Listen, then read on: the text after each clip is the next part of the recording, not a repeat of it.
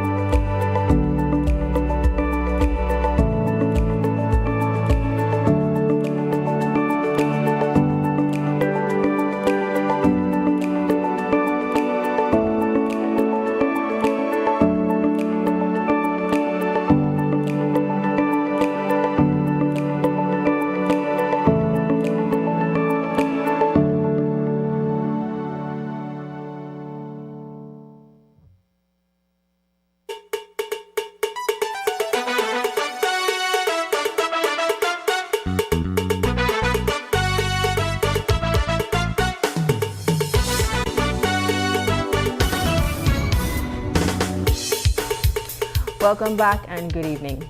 A political reshuffle may be unfolding inside the PUP's Belize City camp, and it appears a high-level request is at the center of it.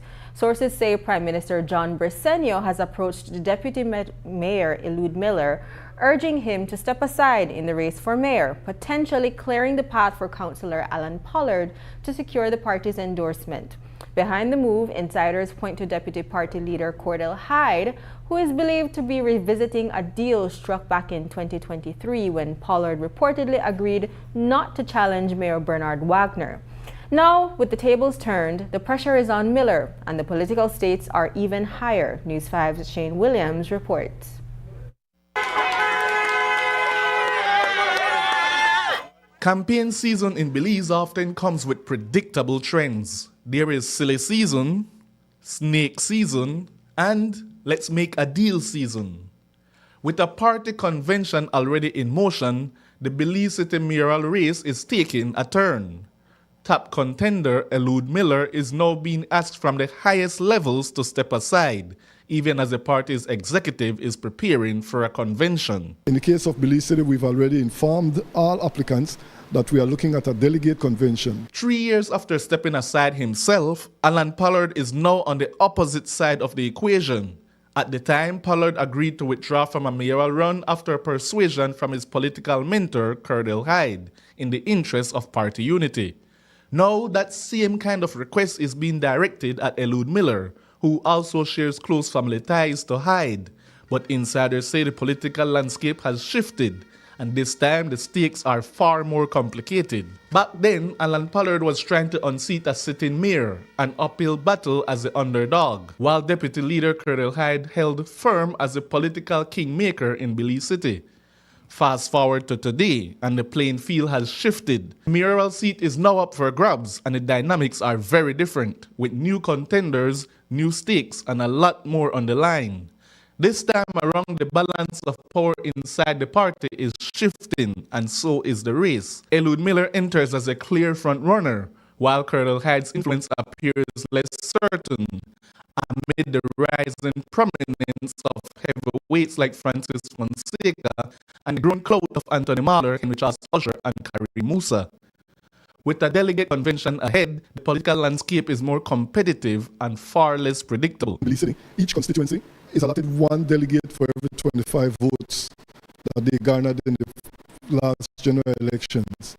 So that means that these delegates will be chosen by the executive committee. As the numbers start to take shape ahead of the convention, the delegate math is revealing just how tight this race could be. Alan Pollard is expected to draw heavily from Lake Independence's sizable 192 voting bloc. But that advantage is quickly balanced out by combined 203 delegates from Freetown, Albert, Colette, and Queen Square. And as Henry Charles Usher gains ground after running uncontested, Anthony Mahler's influence takes a hit without a challenger in 2025. Altogether, it sets up a delicate power struggle where no single bloc holds an easy edge. What we did, we used 3 past elections along with the voter turnout, so we used a formula to determine the amount of delegates that those 2 constituencies will be allotted. With most of Mahler's delegates expected to go to Miller, the PUP mayoral race will come down to who Henry Charles Usher and Karim Musa are supporting. Miller now has just days to respond to Prime Minister Bessenio and decide whether those delegate numbers will factor into his call any at all. Shane Williams reporting for News 5. A growing paper trail is drawing tough questions about how public money is being spent and who is benefiting. Leaked financial documents are now putting the family of Belmopane Area Representative Oscar Mira under intense public scrutiny, with millions of dollars in payments tied to state contracts.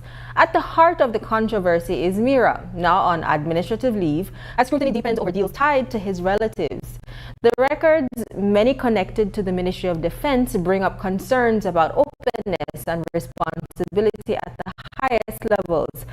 Tonight, News 5's Paul Lopez takes a closer look at the scandal and the call for answers.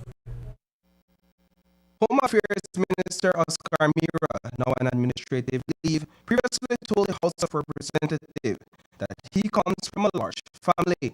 Back on March 25th, he revealed he has 10 siblings, a detail now drawing renewed attention amid the ongoing audit into the Ministry of Defense. I bless not only by the love of the people of Bamapan, but by the family way, kind of biggish, the 10 away.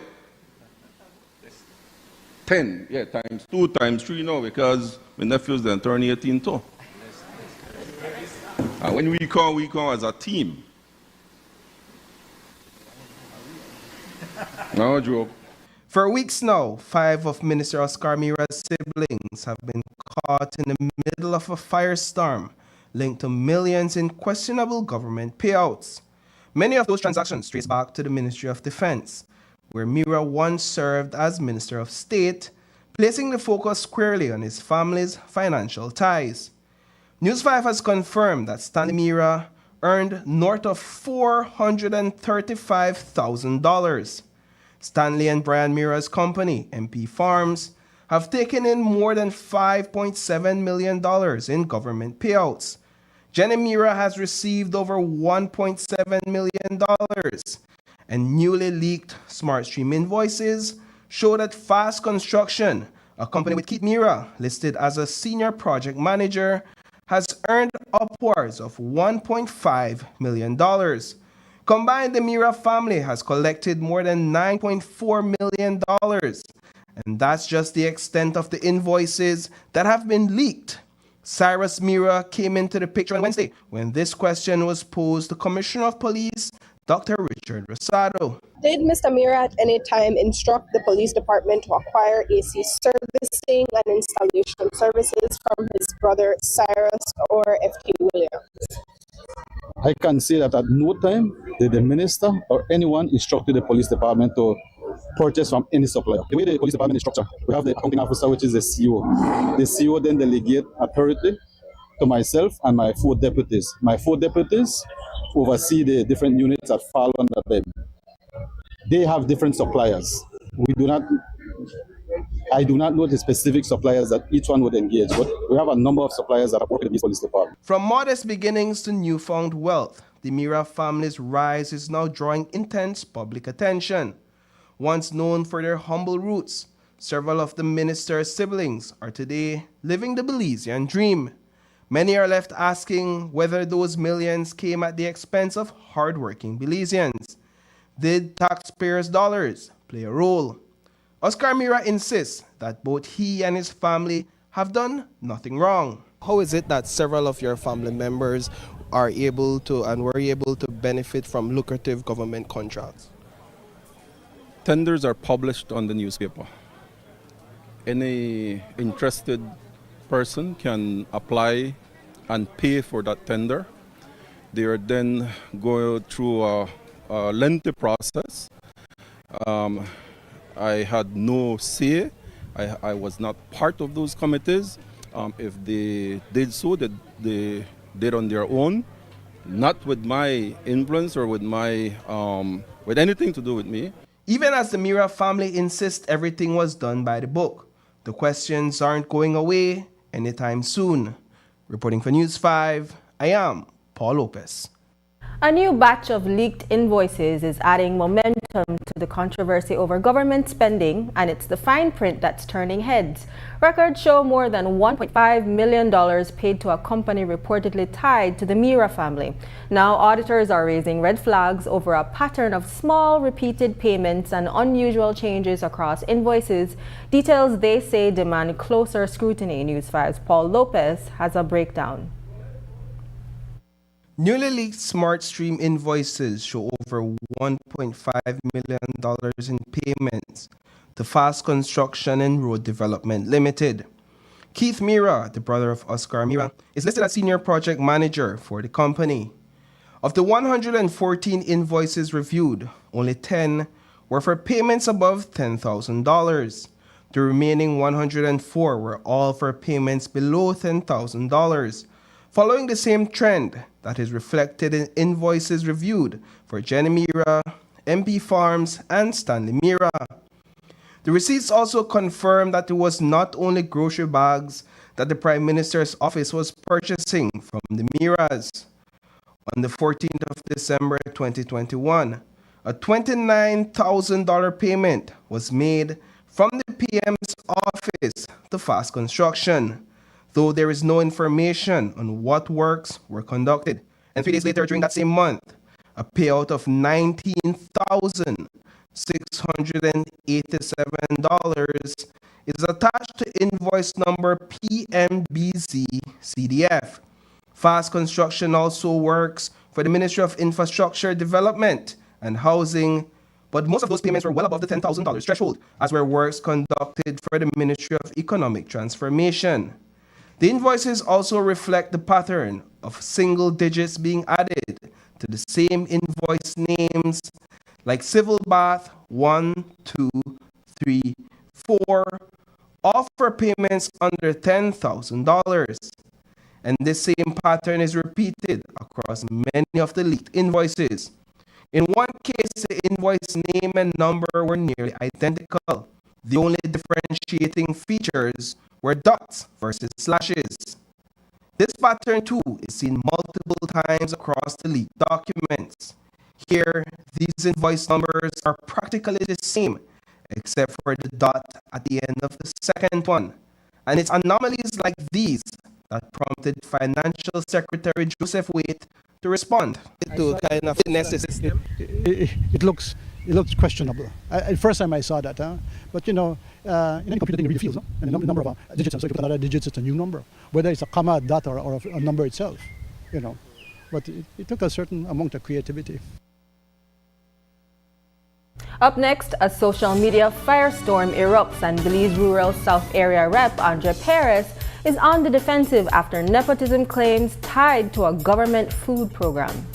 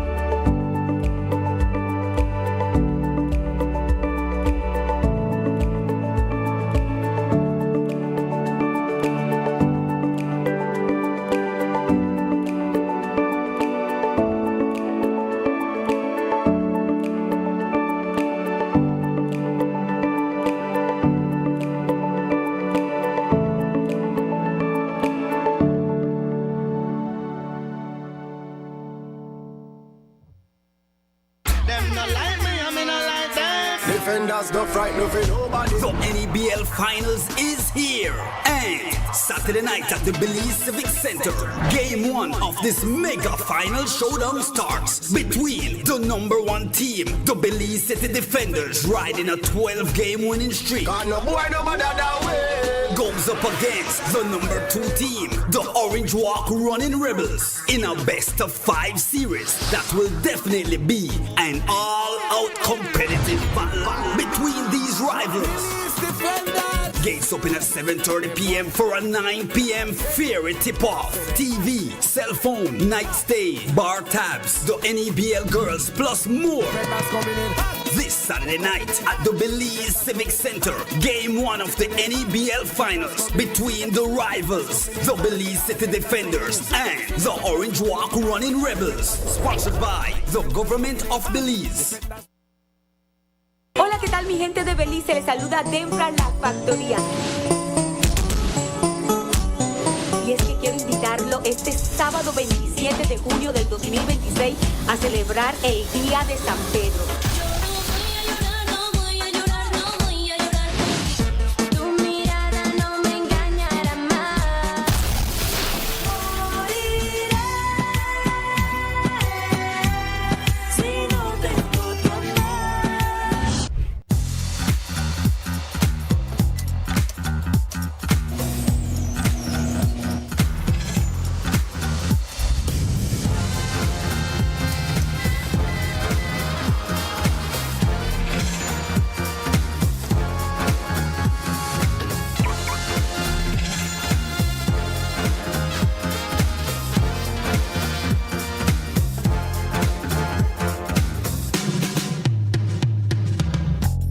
Introducing BB Insurance, built for Belize. Your security, our priority. The biggest soccer season is here. Are you ready to experience the front row from home? Experience stadium level immersion with Samsung's latest technology. Perfect for every room. Your favorite Crystal UHD and QLED smart TVs are ready for you. Now at the best price. From your 32-inch personal fan zone at just $369 to the massive 85-inch home stadium experience for only $2,579. We have the perfect upgrade for every fan. Get yours with confidence at Cellular World, the authorized distributor in Belize, and receive a 1-year warranty. Visit us today and take advantage of these promotions. Valid until June 15th. Upgrade to the front row at home. Experience with Samsung and Cellular World. The wait is over. KTV is back and bigger than ever. Get ready for the KTV The Remix Season 8 premiere audition show on Tuesday, June 30th at 8 p.m. Who will impress the judges? Who will earn a golden opportunity to move on to night one? And who has what it takes to become Belize's next KTV superstar? From powerful vocals to unforgettable performances, the journey begins with the auditions. Don't miss the premiere of KTV The Remix Season 8, the audition show, Tuesday, June 30th at 8 p.m. One stage, one dream, one chance to call yourself the KTV champion. Only on Greater Belize Media. The United Democratic Party is calling for greater transparency in the Auditor General's investigation into the Mira millions and public procurement issues. In a letter dated June 24, 2026, opposition leader Tracy Tager Panton wrote to Prime Minister John Briceño raising concerns about the scope, independence, and effectiveness of the probe. The opposition is urging the government to make public the formal terms of reference, directives, and instructions issued to the Auditor General. According to the letter, public confidence in the process depends not only on the announcement of an investigation, but on how it is carried out. The UDP also emphasized that the Office of the Auditor General must remain independent and free from executive influence. Among the key concerns is whether Minister Oscar Mira exercised any influence over the awarding of the contracts to businesses linked to his family. The opposition also requests a comprehensive review of procurement processes, including contract awards, approvals, and compliance with financial regulations. It is further seeking clarity on potential conflicts of interest and whether any laws or ethical standards were breached. Additionally, the letter raises questions about the legal authority used to initiate the appointment of the new ReconDev board. The opposition maintains that a thorough, impartial, and transparent investigation is critical to maintain public trust and ensuring accountability. Notably, today, Cabinet announced that it discussed and examined the existing government procurement rules and considered that the current process of comprehensively reviewing and updating these procurement must be fast-tracked. Cabinet says it has directed that the new draft procurement rules be submitted for its consideration within the next 3 months.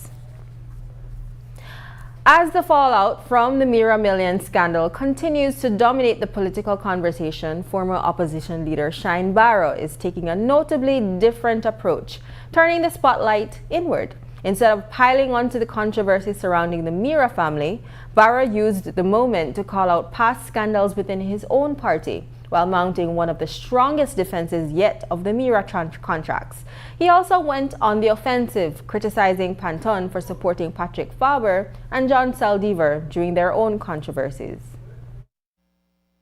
The Miras are in the vegetable business. In all fairness, I'm not defending them. I don't know why they were doing these irregular transactions. I think that is what is the red flag, because the Miras have been doing business since the UDP, since John Saldivar was the Minister of Defense. The BDF was purchasing from them in their vendor capacity. So it's not an overnight company that just pop up and is getting millions of dollars from the company, but at least the Prime Minister is taking action, Mira is on leave, and there will be an investigation. So, but then the same people that are calling for Mira's head, when John Saldivar was designated by the State Department as significantly corrupt, never in the history of Belize has a politician been designated as significantly corrupt or anything related by the U.S. State Department, which is our #1 partner in the world. Tracy had an opportunity to stand up against corruption, the same corruption she's condemning now. and she abstained. And that is how Saldiva was able to continue on as the candidate for Belmopan. Look at Patrick Faber. He was arrested and charged for assaulting a police officer. What did Tracy do as leader? Tracy said, oh, it's political witch hunt.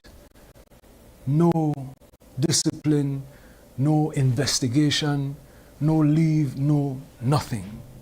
Tracy can't stand up literally to corruption within the UDP. She has never done it. She will not do it. Heaven forbid she should ever lead the country with a cabinet, and that is what bothers me, troubles me. Shine Barra says he is raising the alarm because the country needs to have a strong and viable opposition, but there is none. Cabinet Minister Andre Perez is weighing in on the controversy over the Defense Ministry payments tied to relatives of Belmopan Representative Oscar Mira, but says it's too early to draw conclusions.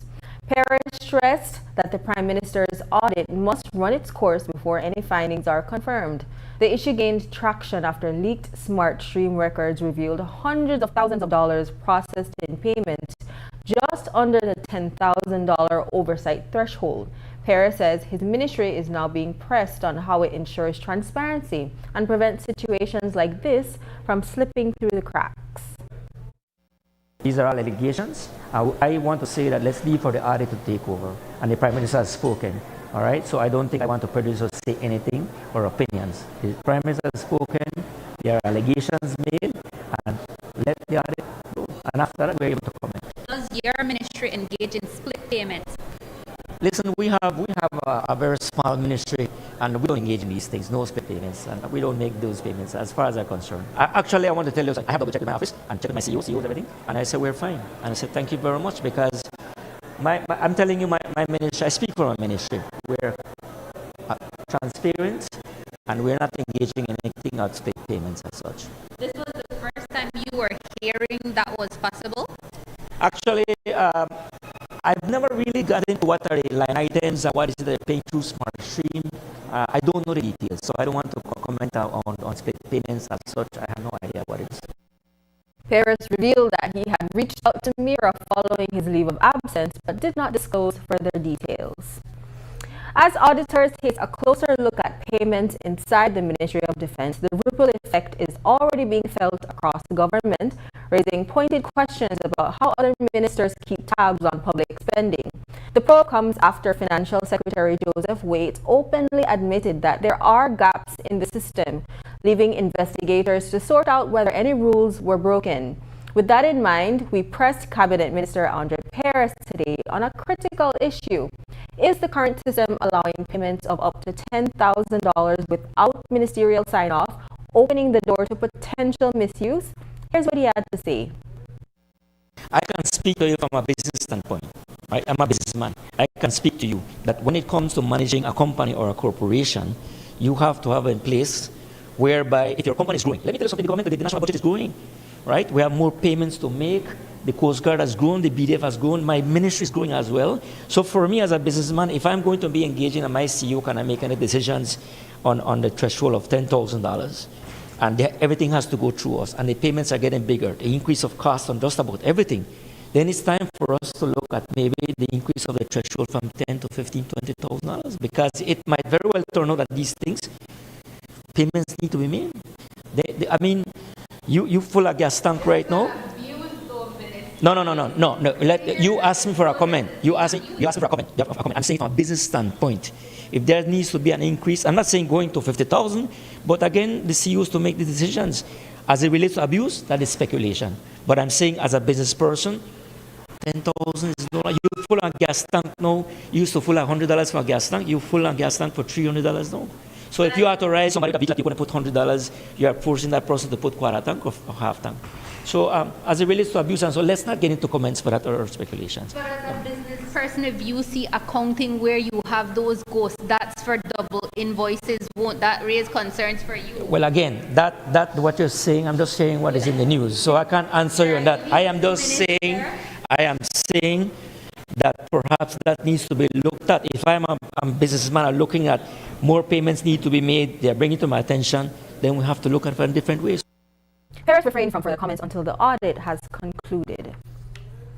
A social media firestorm is putting Belize Rural South Area Representative Andre Paris on the defensive this week as allegations of nepotism swirl around a government grocery assistance program. The claim suggests that relief funds were funneled toward a San Pedro store tied to his family, with coupons allegedly handled by a close relative. But Paris isn't backing down. He flatly rejected the accusation and insists that the initiative casts a much wider net, supporting multiple small businesses while getting essential food items to families who need them most. I understand that as an elected official, you will be subjected to public scrutiny. That is something that I have no problem with that, right? And at all times, as far as I, as the area rep, I will always engage in what is accountable. Transparency is the name of the game. And I can be criticized, I can be attacked, no problem, I can that. But when you engage in malicious accusations, allegations, and involve family members who are really innocent, is unfair. And I call out for this type of malicious allegations coming out from the UDP is uncalled for. But I'll answer you this way here. Let's make clarifications, because these are allegations. And it's okay, and it's important for me to give up the information and clarify it. But there has to be clarification. First of all, it's more than a store. We have several stores that what we provide the pantry program. And that is a store that gets a small part of it, right? And that has been done for the past 5 months. There are times when a month passes and no payment has been given, and that store continues to provide. They don't deny it. So that is important. And it provides, that grocery bag program provides to the needy, to the single mother, to somebody that is medical in need, someone who is unemployed, have children. These are the people we cater to. So to say that it's a big figure or something, it is never enough. So I just want to clarify that, and it is unfair. But that is a store that is at the heart of the town and provides the basics and strict rules and regulations. That is all just food.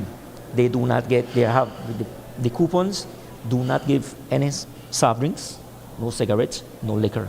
It's all basics. You can't get that in a big supermarket. The prices are even higher. And that's why we go to these small stores, and one in the south, and it's strategic.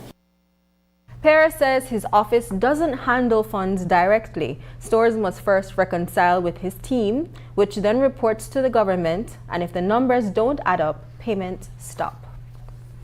Coming up, Belize's export sector stumbles out of the gate, logging one of its weakest starts in years.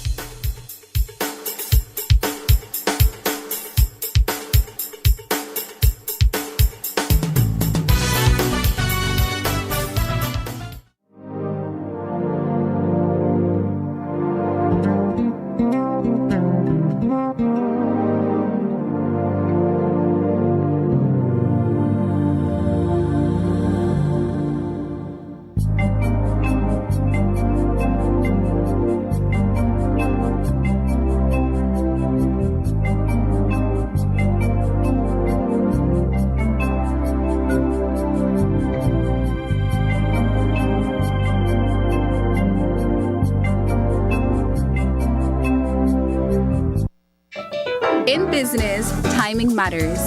Now, with Belize Bank's same-day settlement, transactions settled before 4 p.m. are deposited the very same night. It's been a game changer for our cash flow. Waiting days to access our sales used to slow our business down. Now we can restock faster and pay our suppliers on time. And with auto settlement, it's done for you every day. Same-day settlement from Belize Bank. Our country, your bank.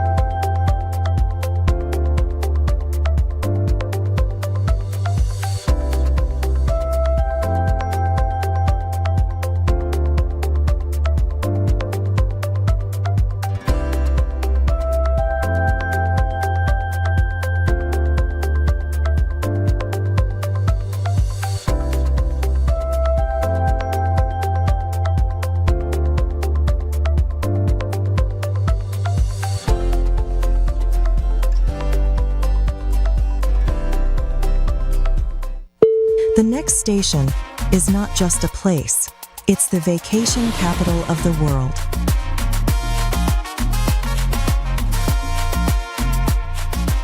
Mexican Caribbean, the vacation capital. Benny's is kicking off Father's Day with popping deals for dad. In the month of June, visit a Benny's store near you and get store-wide discounts on select items such as Milwaukee and Axie power tools, Charbroil barbecue grills, car care products, Karcher pressure washers, Sankey smart TVs, gym equipment, and much, much more. Make dad happy with popping deals for dad in June, only at Benny's. Benny's, Benny's, oh, Benny's, Benny's, Benny's, Benny's, oh. Over the past 5 years, Digi has invested more than $17 million to revolutionize Belize's digital future. Our advanced 4G LTE network and expanded fiber infrastructure have empowered vital road arteries, connected the farthest valleys and fertile farmlands, linked the bustling cities to the remote keys, and brought cutting-edge connectivity to schools, businesses, healthcare centers, and tourist destinations, fueling economic growth, enhancing education, and strengthening communities across the nation. By choosing Digi, you're leading Belize's digital transformation, bridging distances, opening opportunities, and empowering every corner of our beautiful country. Connect with Digi. Empower Belize. The biggest football event in the world is finally here, and Smart is giving you the chance to play and win. Before every match starts, predict who will win. The more predictions you make, the more chances you have to win. Get 1 point towards your total when you guess the winning team. Predict the exact score and earn up to 4 points. The top scorer at the conclusion of the World Cup wins the grand prize of $2,500 in cash. That's not all. Players get a chance to win weekly prizes. Plus, our quarterfinal winner gets a watch party package. Play directly in the Smart app for just 50 cents per entry. Prediction starts June 1st to July 18, 2026. Don't just watch the World Cup. Play along and win with Smart. Smart, bringing people together. He skipped nights out. Said maybe next time too often. Ramen became a lifestyle. All for this moment, his first car. Protect what you've worked for with RF&G Motor Insurance. For the very first time ever, Open Your Eyes is bringing the Summerfest show to beautiful Dangriga town. Join us on Friday, June 26th at 6:30 a.m. at the Russell Chester Garcia Auditorium for a morning filled with energy, excitement, and non-stop talent. From singing to dancing, poetry to special performances, this is your stage to shine and showcase what you've got. And guess what? It's not just about talent. It's about winning big. Amazing prizes are up for grabs. And even your favorite teacher can walk away as a winner. So come early, bring the vibes, bring the energy, and don't miss Open Your Eyes Summerfest as it lights up Dangriga for the very first time. Open Your Eyes Summerfest, only on GBM. 2 men charged with the murder of Bubba Youth walked out of court on Wednesday after the case against them collapsed. The Director of Public Prosecutions dropped the charges when police failed to locate their key witness, who had reportedly feared for his life. Travis Jamal Herbert, 25, was freed, but his co-accused, 23-year-old Robert Arnold, remains behind bars on a separate murder charge. Both men had been on trial for the March 22nd, 2024 shooting of Rudolph Bubba Youth Lewis on Elson Kerr Street. Prosecutors say Lewis was riding his motorcycle when gunmen pulled up and opened fire. The case was set to begin before Justice Nigel Pilgrim until the prosecution abruptly entered a nolle prosequi, bringing it to an end. Punta Gorda has seen the highest inflation rate for the first quarter of the year across all municipalities in Belize.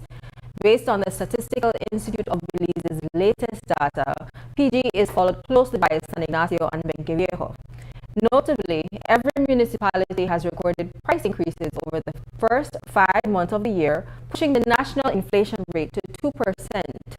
Manager in the Economic Statistics Department, Jacqueline Sabal, explained how SIB collects its data.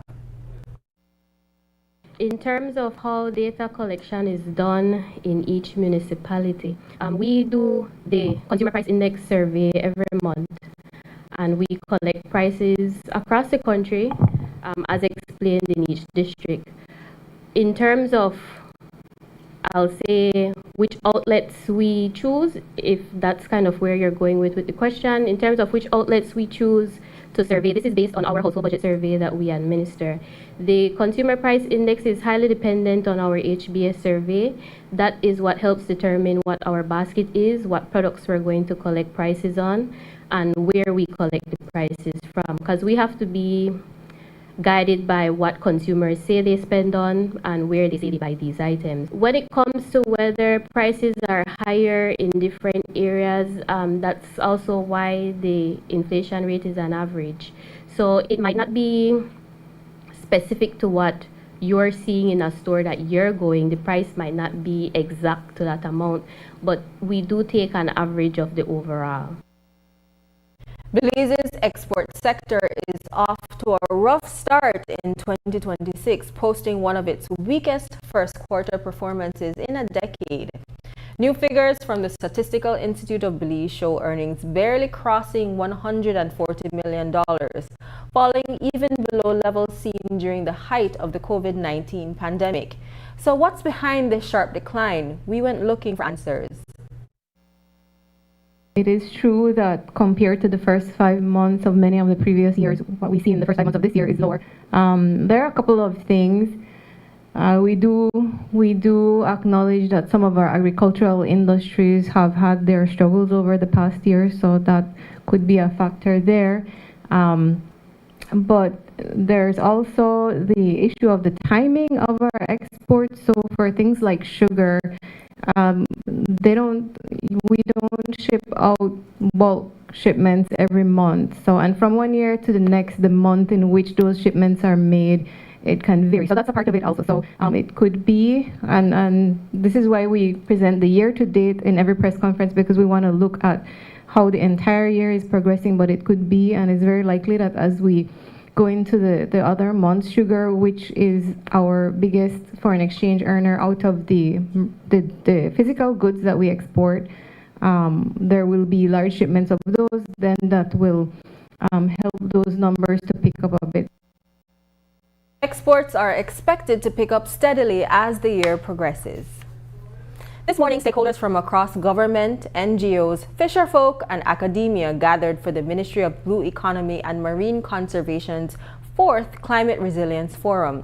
This event brought together diverse voices to tackle pressing challenges such as sargassum, beach erosion, climate change, and warming waters.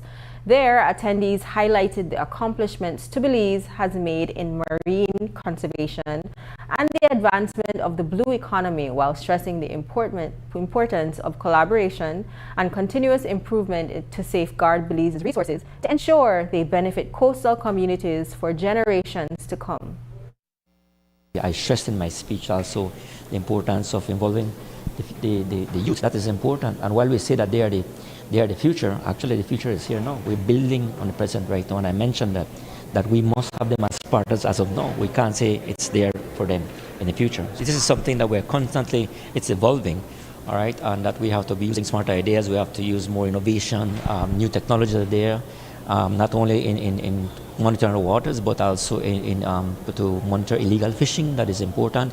That it goes beyond that just using vessels. Now we're looking into drones and having all the and collaboration with everybody here. So it's not only just the fisheries department is there to to patrol our waters, but it has to be done jointly with everybody working together. We've made significant inroads in several areas. One of them is with regards to strengthening the framework for sustainable and successful blue economy growth in Belize. So we've recently reviewed, modernized the legislation for coastal zone management in Belize. We've revised and modernized also the integrated coastal zone management plan, and we're now looking at delivering through the blue bonds the Belize Sustainable Oceans Plan. These are very important for us because at the end of the day they help to strengthen the blueprint of how we approach the space, both from a stewardship standpoint but also from a development standpoint. Belize's Ministry of Blue Economy is in the process of revising fisheries legislation with consultations already underway. Wade noted that the legislation is expected to be in place by the end of the year. After the break, a bold new health plan rolls out aiming to tackle staff shortages and strengthen frontline care.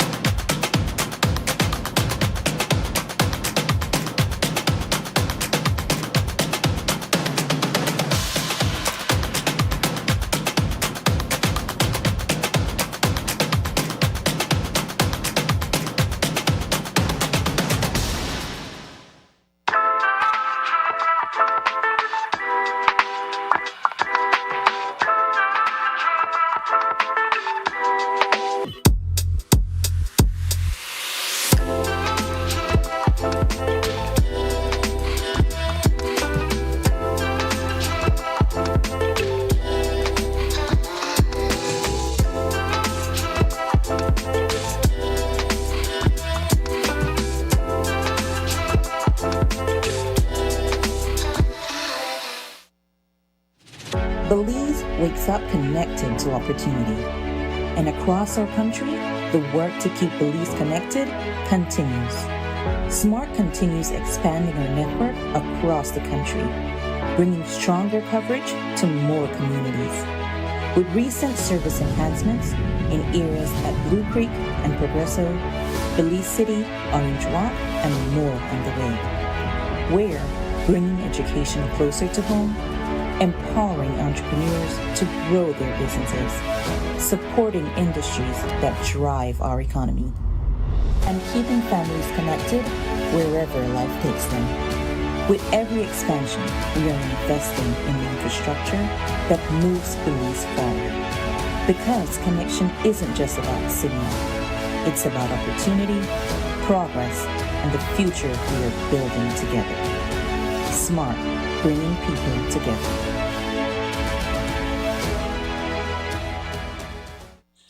Nokshe Adventure Park came about from the birth of COVID. Everything was on pause for tourism. So we decided, let's do something different. We got 10 bikes, 10 ATVs, and we were just doing ATV tours. Shortly after, we were approached by the cruise lines. We agreed to work with them, and from them, it just started growing. We set up the chocolate tour first, and then from there, we went into the culinary experience at the different Mayan cultures. We have the gift shop, the cooking class, the shaman, and the healing, and it just all came together. When you reach a certain point, you need investors, you need partners to come into your business. Atlantic Bank just make it easy. Even my 7-year-old could do it. Atlantic Bank, building the future together. If you're into news production, if you've got a sharp eye for what audiences care about, think quickly on your feet, and you're a strong writer, this could be your way into digital media. Greater Belize Media is looking for a digital associate. It's an entry-level, full-time position and your chance to get hands-on experience in journalism and digital storytelling. Bring the energy, the curiosity, and the willingness to learn and work flexible shifts in a fast-paced media environment. Apply now by sending your CV and cover letter to gbtv@btl.net by July 1st, 2026.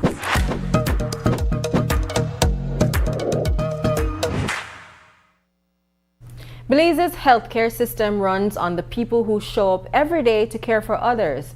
And now there's a renewed push to better care for them. In a move aimed at easing staff shortages and strengthening frontline services, the Ministry of Health and Wellness today rolled out a new 5-year plan focused squarely on the country's medical workforce. The Belize Human Resources for Health Policy and Strategic Plan 2026 to 2030 sets out to tackle long-standing gaps in staffing, training, and access to skilled professionals nationwide. Shane Williams has this story. Belize is taking a hard look at how it supports the people who keep its healthcare system running. Today, the Ministry of Health and Wellness unveiled a new 5-year strategy aimed at building a stronger, better distributed workforce across the country. The Belize Human Resources for Health Policy and Strategic Plan 2026 to 2030 zeroes in on training, staffing, and making sure communities everywhere have access to qualified professionals. Health Minister Kevin Bernard says the plan marks a major step forward, one shaped by the lessons learned during the COVID-19 pandemic, when gaps in the system became impossible to ignore. The COVID-19 pandemic, and I believe we can constantly speak about this, reinforced something many of us already knew, but perhaps did not fully appreciate until our health system was tested. During those difficult years, our physicians, nurses, allied health professionals, laboratory staff, community health workers, public health practitioners, and support personnel carried an enormous responsibility. They worked long hours, adapted quickly to changing circumstances, and continued providing care under significant pressure. Their efforts helped our country navigate one of the most challenging periods in recent history. The policy comes at a time when countries around the world continue to grapple with shortages of healthcare professionals, migration of skilled workers, and Belize's struggle to retain them. Currently, Belize has 38.2 physicians, nurses, and midwives per 10,000 population, right? The recommended threshold by the World Health Organization is 44.5 physicians, nurses, and midwives per 10,000. That is to meet universal health, right? To move towards universal health coverage. We know that we have shortage of healthcare workers, and so these two documents try to address those challenges. Project head Dr. Andrew Shell says the strategy wasn't built in isolation, but came out of wide-ranging consultations with healthcare professionals, administrators, and key partners. The result, he explains, is a forward-looking plan designed not just to fix today's staffing pressures, but to prepare for the country's future healthcare needs. Throughout the stakeholder engagement and the consultation sessions that we had, we wanted to get their perspective, their experience, and of course the challenges that they're facing, right? As you all know, the government of Belize is currently phasing a retention strategy for nurses now, but we now want to look at the other cadres of healthcare workers. And so both the policy and the strategic plan speak to actually developing a national retention strategy for all cadres of healthcare workers, and that will be one of the main priorities, quick wins that we want to achieve in the next few months. The Ministry of Health and Wellness also must prepare for the departure of the Cuban Medical Brigade, which will decrease the number of health workers per 10,000 citizens and put added stress on already overworked human resources. Shane Williams reporting for News 5. With public anxiety mounting over rampant crime and brazen killings in Belize, the recent state of emergency has come under sharp scrutiny. Critics argue the measure failed to prevent violence in the very zones it was meant to secure. Just 5 days after the tragic killing of Jane Urbina and her unborn child in Hattieville, an attack police believe was carried out by perpetrators from Belize City, violence flared again, with 2 people shot in Lord's Bank, one of them fatally. But Commissioner of Police Dr. Richard Rosado insists the SOE achieved its core purpose of giving investigators the space to solve crimes. Here's more on that.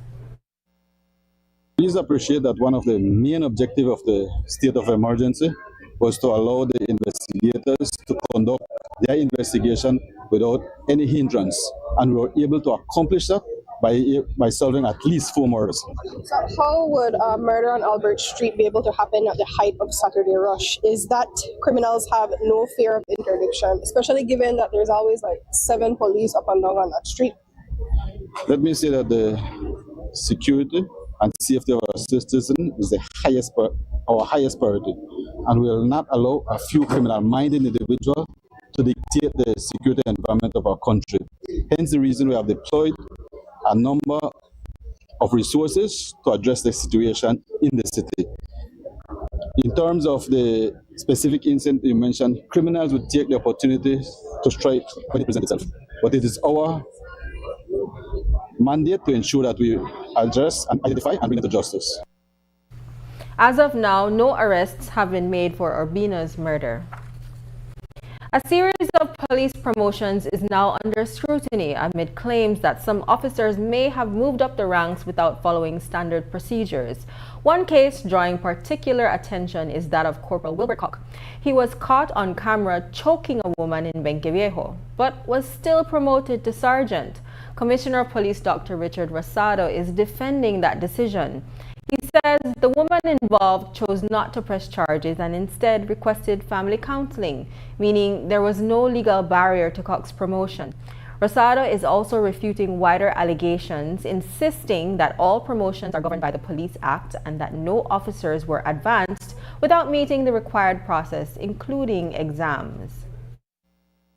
We have done a number of transfers based on our operational necessity and exigencies of services. Would you be able to discuss then the promotion of Corporal Wilbert Koch, who was caught on camera choking a woman? Why did you approve this transfer when you have said it's zero tolerance for that kind of behavior? Please appreciate that the protocol or the policy for the police department is to arrest the perpetrator once a report is made. We cannot compel a victim to make or to pursue prosecution. And in this case, as I was briefed, that the victim asked us to respect her decision and that she will seek counseling instead of a family counseling instead of pursuing prosecution. Hence, there was no legal impediment preventing Koch from being promoted or the officer from being promoted. Can you comment on the number of promotions that have been approved for officers who it is said did not even sit the promotional exam? Your comment. Sometimes you have to stop, listen to stupidity. There's a process that is regulated within the Police Act on how promotion is done or promotion are done. It's initiated when an application are sent out or acceptance of application are accepted by the department. A vetting committee vet those applications. They are then shortlisted. Then after they are shortlisted, they then move on to the promotional exam. Those who pass the promotional exam, those applicants are then shortlisted to go before the promotional board. So there's an entire process that is legislated in the Police Act. Back in April, 2 separate domestic violence cases involving police officers came under public scrutiny, after which Commissioner of Police Dr. Richard Rosado stressed that while one victim chose not to pursue prosecution, the force remains bound by protocol and committed to accountability in handling such allegations. Questions are still swirling over the government's decision to pause the Leadership Intervention Unit program, but tonight, the Commissioner of Police is framing it as a necessary reset. Dr. Richard Rosado says the pause creates an opportunity to take a closer look at whether these social intervention efforts are actually delivering results. He stresses that the programs like these must be backed by clear evidence and real impact. This follows earlier comments from former Home Affairs Minister Oscar Mira, now on a leave of absence, who defended halting funding until the program can prove it's making a measurable difference. You have to appreciate that social intervention program must be based on evidence. And under Mr.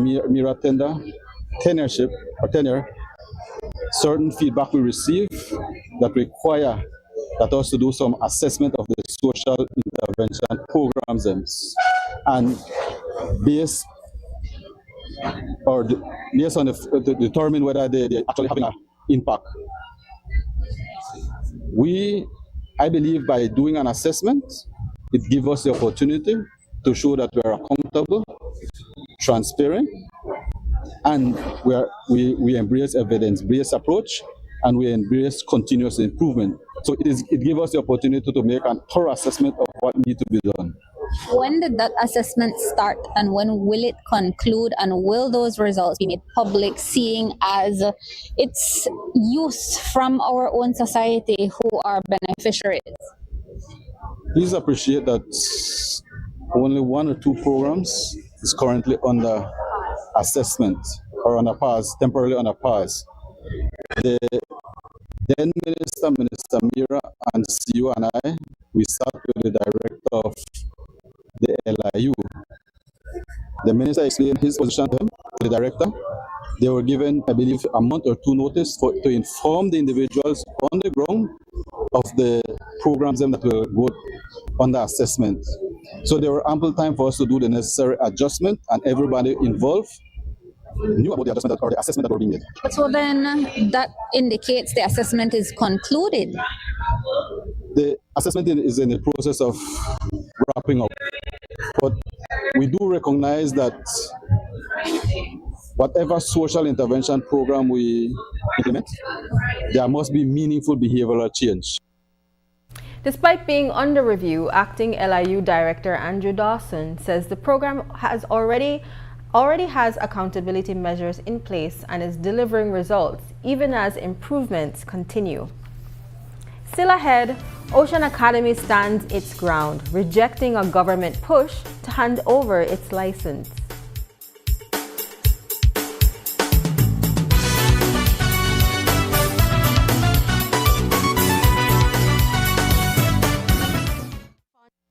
Insurance fact.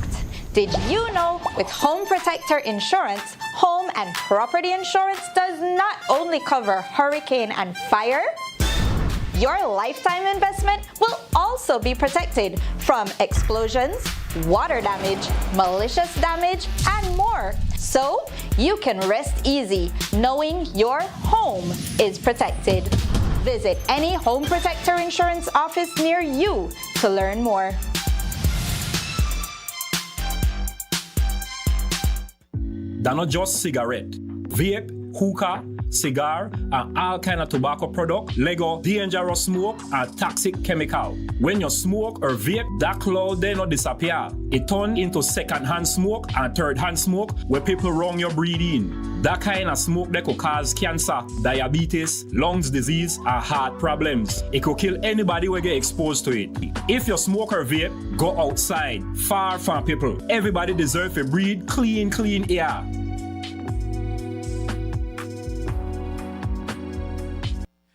Biggest football event in the world is finally here, and Smart is giving you the chance to play and win. Before every match starts, predict who will win. The more predictions you make, the more chances you have to win. Get 1 point towards your total when you guess the winning team. Predict the exact score and earn up to 4 points. The top scorer at the conclusion of the World Cup wins the grand prize of $2,500 in cash. That's not all. Players get a chance to win weekly prizes. Plus, our quarter-final winner gets a watch party package. Play directly in the Smart app for just 50 cents per entry. Prediction starts June 1st to July 18, 2026. Don't just watch the World Cup.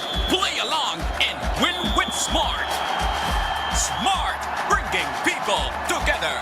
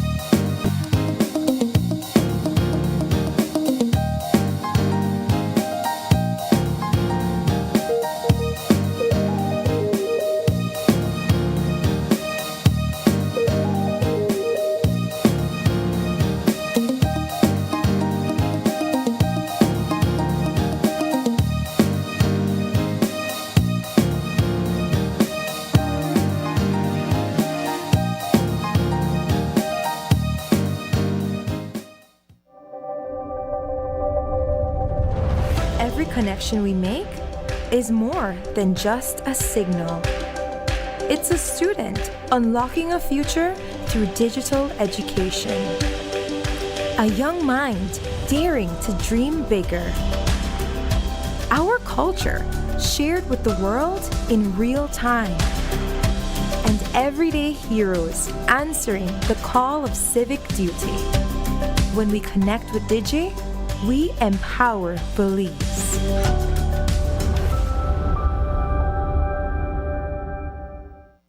The next station is not just a place. It's the vacation capital of the world, Mexican Caribbean. Do you know why we are the capital of vacations? Because no other place on earth brings together so many ways to vacation in one single destination. Every vacation imaginable. Mexican Caribbean, the vacation capital. Ocean Academy is staying independent, turning down a government request to give up its license and plans move ahead for a new state-run high school on the island. School leaders stay strong, backing from parents and alumni help cement the decision to protect its non-profit model and unique curriculum. The campus has faced months of disruption from flooding, mold and mosquitoes, forcing classes online and into borrowed spaces. Now, the school is raising funds for temporary classrooms while working toward a permanent home. News 5's Brittany Gordon has this story. Construction on a new government high school in Key Cocker is set to begin next month, but without Ocean Academy on board. The project was first pitched as a partnership to ease the school's urgent need for space.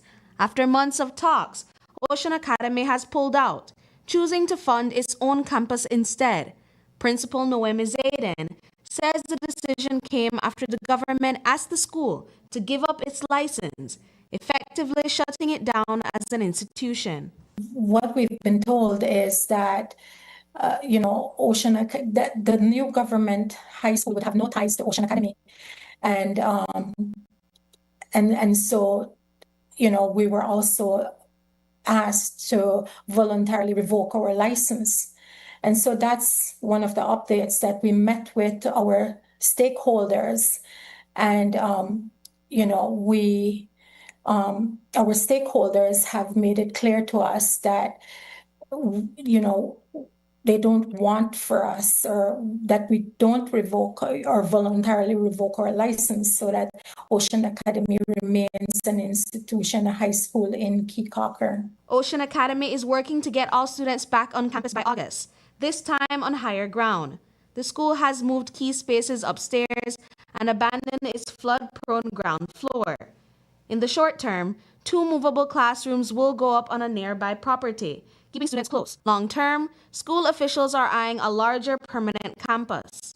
We had proposed at that time to have 2 movable classrooms because we knew that when we came back to this campus, we wouldn't be able to use the ground floor. And that right now, coming into the rainy season, we don't know as yet how it will affect the ground floor for us, which we're not currently using anyway. Belize Rural South Area Representative Andre Perez has been working closely with the team on the project. He respects the Academy's decision to remain non-profit, but admits he's disappointed. That is most unfortunate. It is most unfortunate, deeply disheartening. I do know that we have been engaged in dialogue, speaking with them, because we know the urgency of building a new high school, and we're all in this together.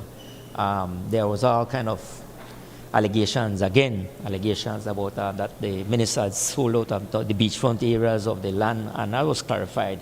We had a very fruitful meeting engaging with them, and the point made by the Minister of Education was clearly that this is going to be a government-run school, and with that means that teachers, students will be transferred over there. But I do know that they were talking about keeping it as the Ocean Academy way and keeping it as they wanted to have their own curriculum. That's not really what is happening. Now the school is once again turning to the public for assistance, calling on the community to help them bring the students back to campus and work towards a bigger and better building. Ocean Academy's founder, Heidi Curry, says updates on the project will be available on their website.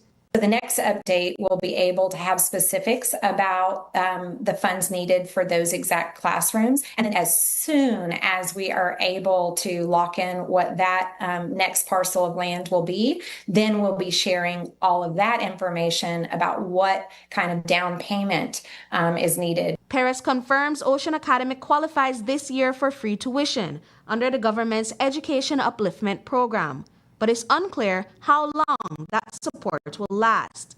Brittany Gordon for News 5. Today, Belize's tourism industry is getting a major boost through the Sustainable and Inclusive Belize program. 39 tourism entrepreneurs from across the country received grant funds, totaling more than $1 million to help them grow their business in a sustainable manner. The grants of up to $30,000 per business are designed to help operators strengthen their product, become more climate resilient, and enhance the overall visitor experience across Belize.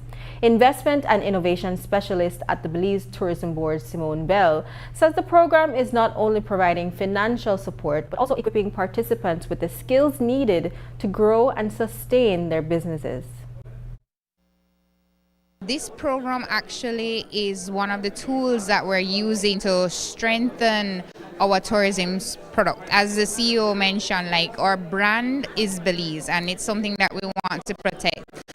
And each and every one here, whether they're an artisan, a tour operator, a lodging, hotel, or a restaurant, contributes to our tourism product.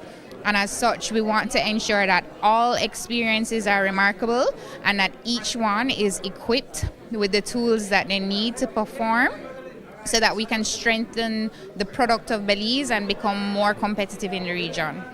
And the training that they receive, how will that assist them, and how is that overall available for the wider sector? Okay, so the training that they receive comprised of a business planning component. They work through financial management, capacity building.